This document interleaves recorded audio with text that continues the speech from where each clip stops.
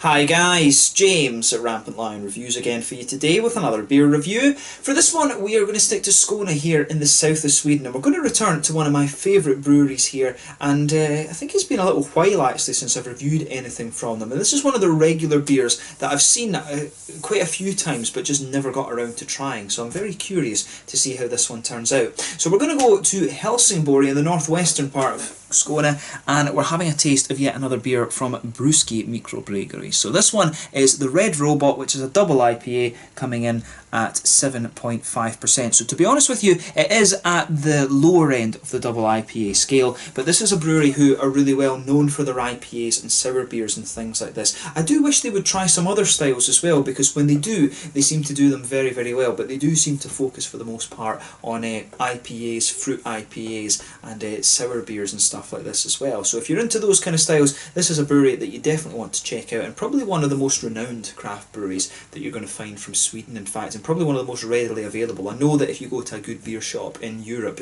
pretty much I've seen these beers in Germany, I know you can get them in Slovenia and Greece and stuff like this as well. If you go to a good beer shop, there's a good chance that you would be able to find something from Brewski. They are sufficiently big these days. But yeah, looking forward to trying this one, and as always, I hope you guys enjoy my take on this beer.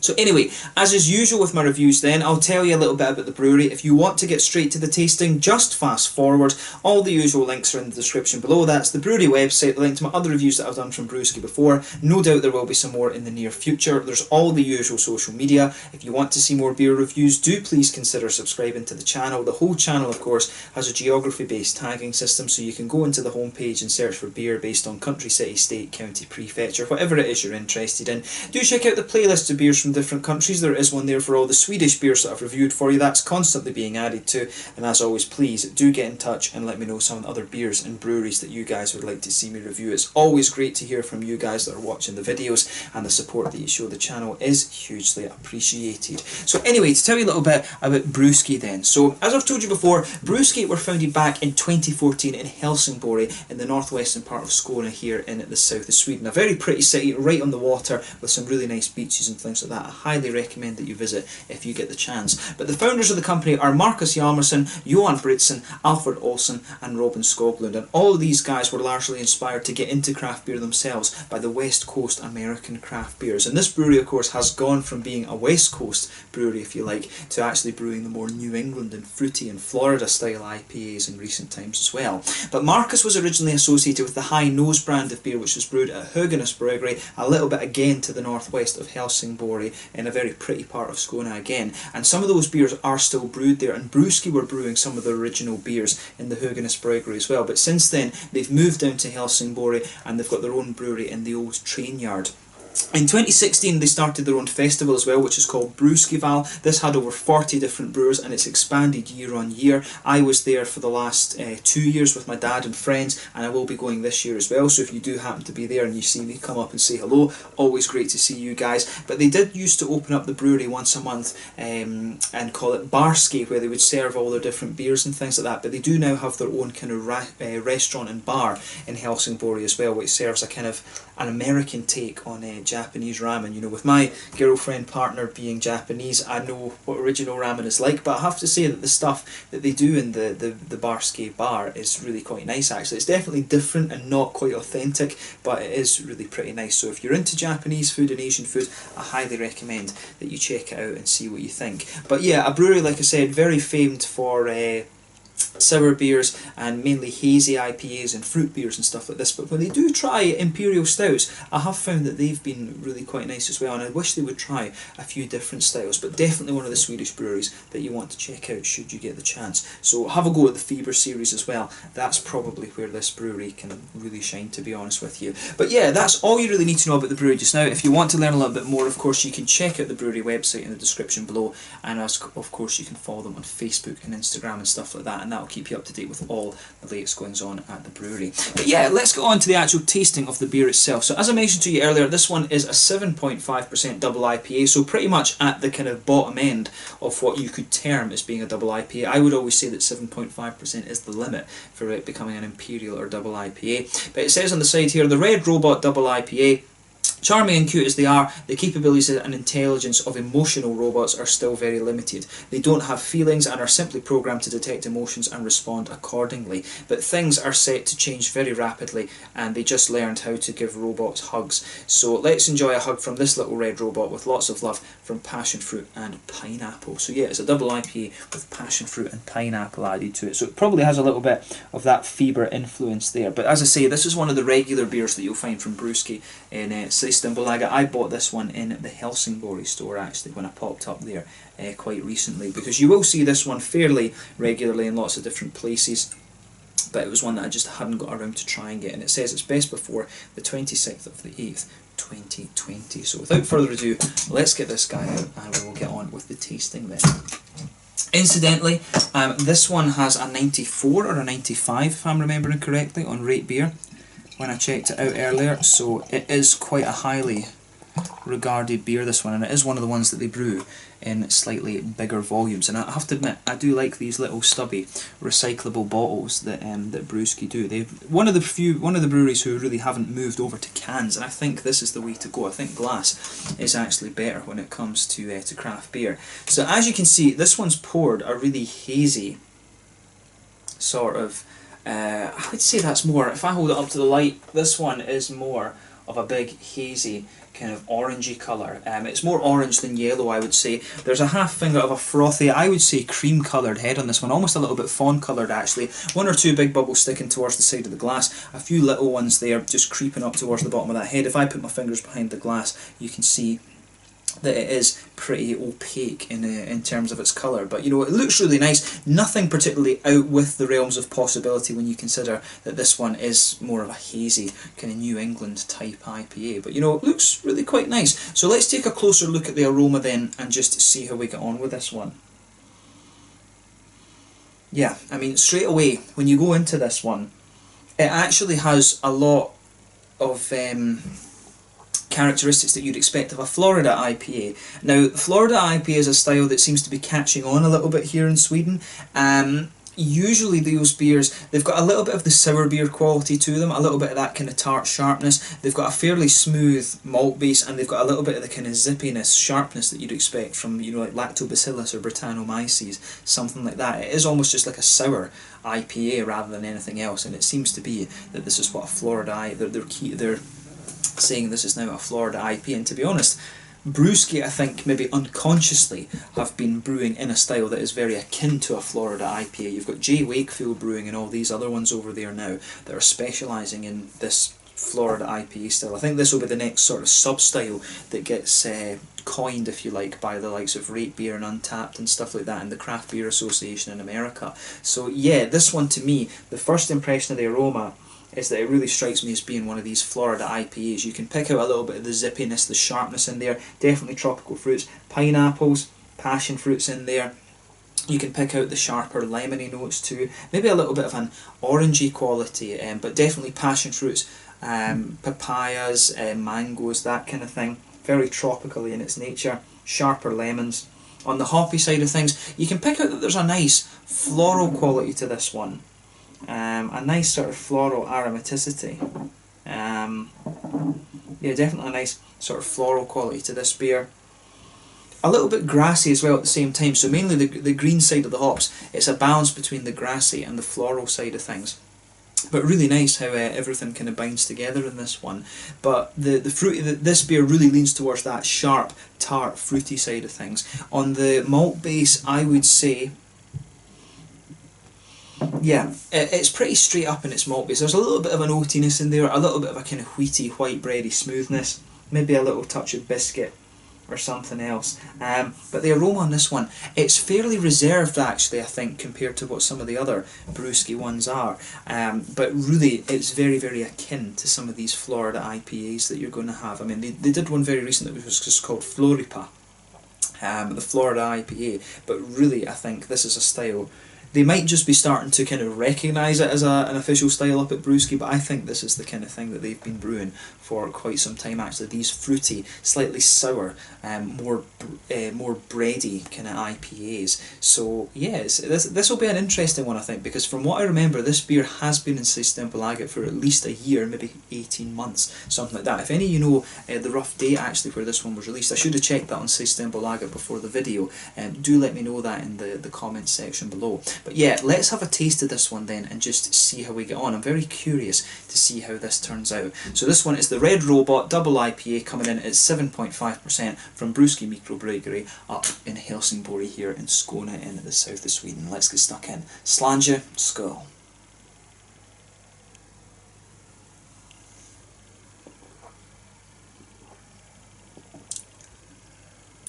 Ooh.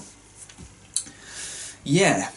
Now, that's interesting because I've given you this whole spiel about Florida IPAs and exactly what they are.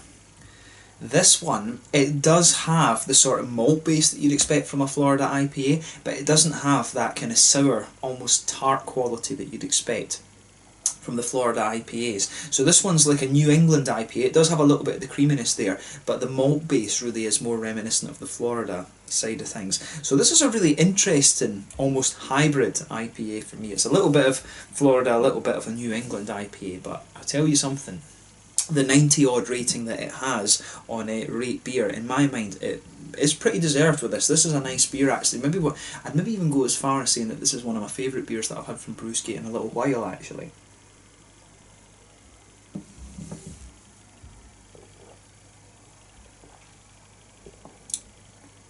Yeah, that is pretty good, I have to say.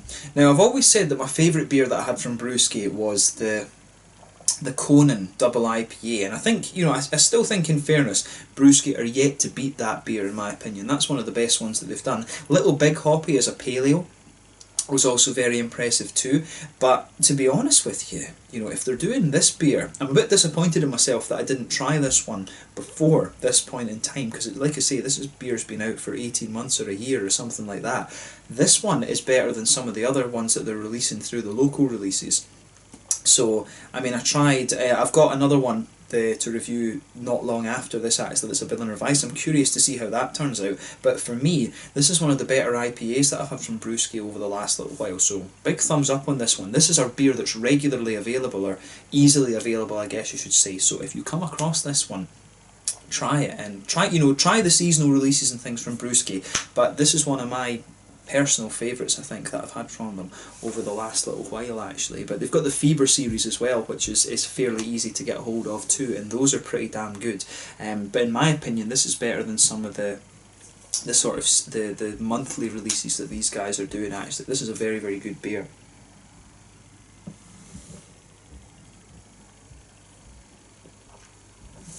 Yeah. And for 7.5%, that's pretty dangerously drinkable, to be honest too.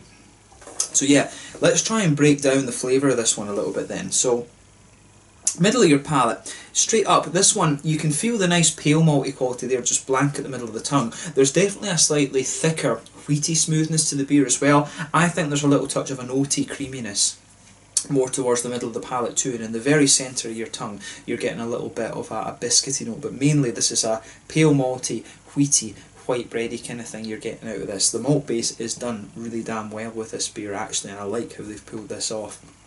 It's a little bit crisper than you're going to get from some of the other Brewski beers. Like I remember Conan being just a little bit more creamy and things like that, but this is a really nice, very smooth, slightly more wheaty malt base compared to some of the other Brewski ones that I've had, but a very, very well done malt base, so thumbs up to them for that. On the hoppy side of things, back corners of the palate, there's almost just a little touch of a kind of German noble hop earthiness to this one actually, which I quite like. It does has that little bit of an almost slightly sweet earthiness to it, and as you come further forward along the sides of the tongue, you can pick out that there's a bit of you know, you can pick out that there's a little bit of a floral aromaticity to this one. But one of the things you have to be careful of with these beers when you're examining them is that when you add fruit to the beer, as they've done with passion fruit and pineapple in this one, what happens is that even if you have a nice big floral aromatic spice to the beer, it kind of suppresses a little bit of the it really suppresses a little bit of the kind of floral grassy side of the beer. It takes away a little bit from the IBUs, and in some ways you can feel the fruit in the beer doing that, but it really, the beer itself comes across as more of having a bit of a German noble hop quality to it, so it works out quite nicely. I've always been a big fan of the traditional German hops, so the beer, the green side of the beer really comes across as almost being slightly German and noble in its qualities. And to be honest, I wouldn't be surprised if, going from some of the flavours in this, they've used maybe Hercules or something like that in this beer. It really does just have a little bit of a German quality in terms of its the green side of the hops, but around the very front curve of the tongue it's just that little bit more lighter and grassy, but you can really pick up the pineapple notes there just around the edge of the tongue. The passion fruit comes out a little bit more towards the front side of the tongue, and like I say, when you add fruit as an adjunct to the beer, it comes out around the edge of the tongue rather than in the part behind the front curve of the palate where you get the fruits from the hops.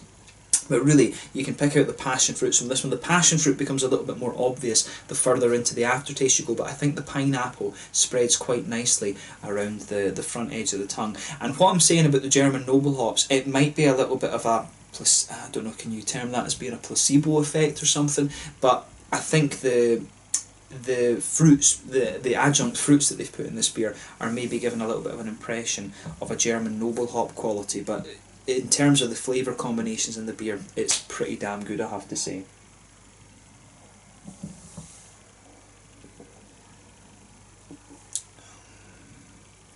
Yeah, that's really pretty nice. As I say, one of my favourite beers I think that I've had from Brewski over the last little while. I wouldn't hesitate to drink that again. Like I say, a bit disappointed in myself that this beer has been so readily available and I've just not tried it yet, and that's mainly the reason I do focus more on the kind of new releases and stuff like that rather than the stuff that's core range, I guess. But yeah, in terms of the hoppy side of the beer then, as I always say, the hoppy fruits, they come out in that little oily bubble that you get behind the front curve of your palate. And for me, this one's pretty straight up. I mean, I would suspect that they might have used a little bit of Simcoe or something in here. Maybe Galaxy's maybe a good bet for this one too. If they've added pineapple and passion fruit into this beer, Galaxy's going to give you both of those fruits. So it could be Simcoe or it could be Galaxy that they've put in this one, because the oily side of the hoppy side of the beer isn't too dissimilar from the rest of the beer. The fruits they take over the front part of your tongue and then they spread round the side, and to me that would suggest that they have got Galaxy in here. And if you go to the back of that sort of oily bubble, you can pick out a bit of the darker passion fruit, and as you come further forward it gets a little bit more pineapple-y. You know, there might be some complexities in there like papayas and apricots and stuff, but mainly it's a passion fruity sort of it's a passion fruity pineapple beer, and they say that they add that into the beer itself. So I mean, I'm stating the obvious, but really this is one of these beers where it's all about just how well it's crafted. It's not doing anything surprising with the style. The malt base is really nicely done. It has a little bit of an almost German quality to the hops, and the fruits come out nicely too. I mean, nothing surprising about this beer. In my mind, it's just very, very well done, and the fruity adjuncts work very, very well.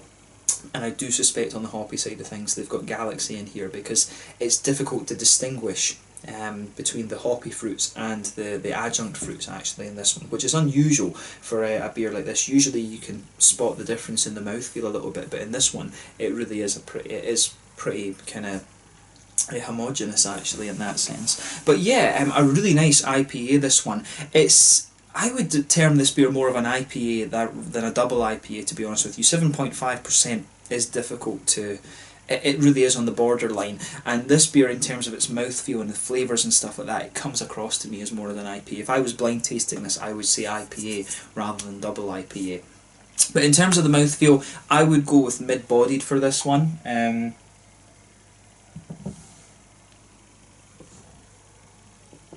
Yeah. Carbonation, very smooth in this. The mouthfeel overall, like I say, mid-bodied, fairly smooth carbonation. The mouthfeel, overall is quite smooth in this one. It's got a little bit of an oily character, a little bit of wetness and crispness to it, which is nice. On the fruity side of things, like you say, there's a little bit of hoppy bitterness to this, but I think you're going to be lucky to get more than 30 IBUs out of this. Some of the darkness of the fruits that they've added to this one, I would say particularly the passion fruit, they give a little bit of an impression of bitterness as well.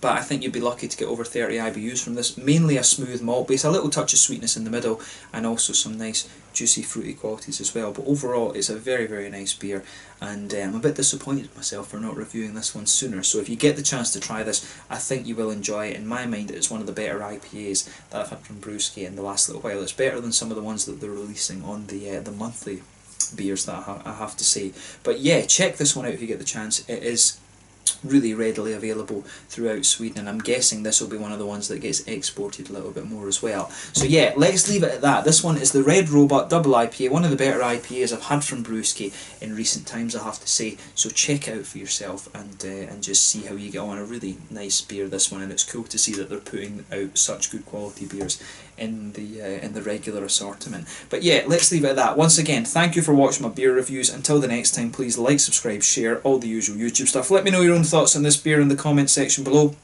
Let me know what your favourite beers are from Brewski as well, and I'm sure we'll be returning to these guys in the fairly near future. Make sure you check out my social media, make sure you check out some of the Brewski beers, and I will catch you guys very soon. The Red Robot Double IPA coming in at 7.5% from Brewski Mikrobryggeri in Helsingborg and Skåne here in the south of Sweden. Slange, skål.